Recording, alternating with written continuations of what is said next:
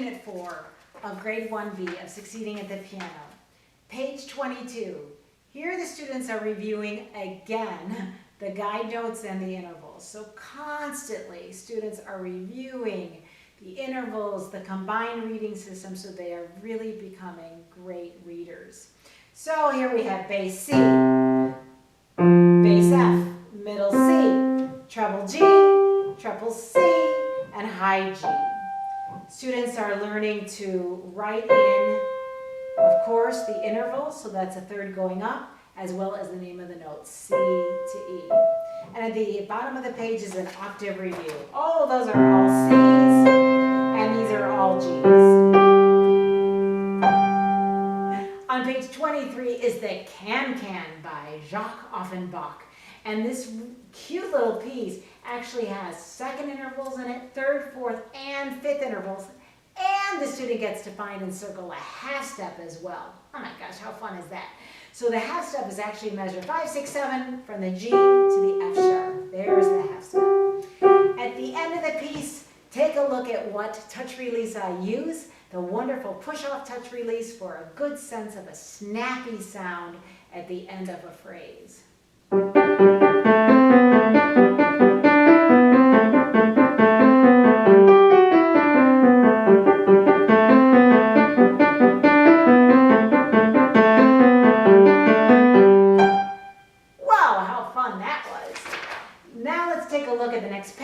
Page 24, tonic and dominant.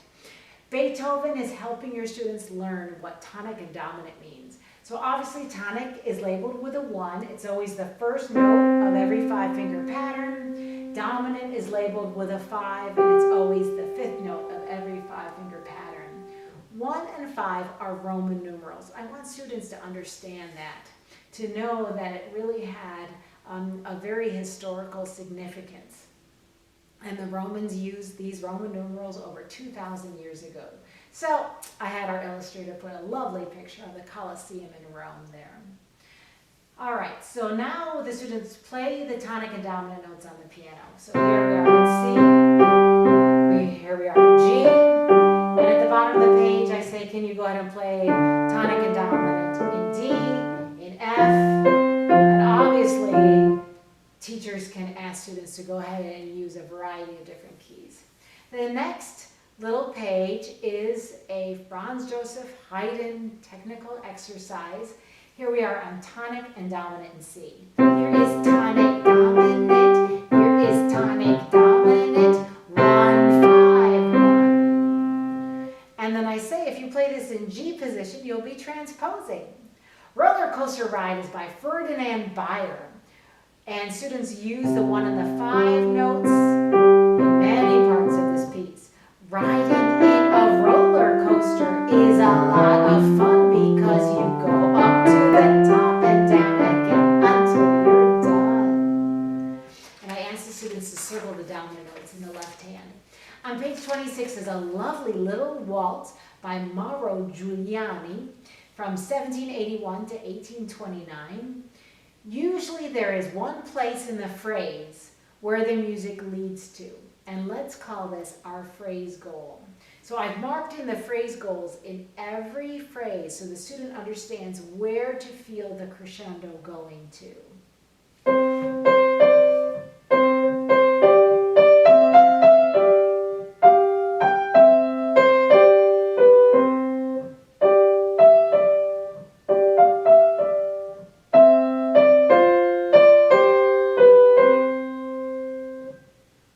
Students are also reviewing, just changing their fingers for a different hand position. They're reviewing the wonderful idea of different dynamic markings and rolling off the keys wrist first at the end.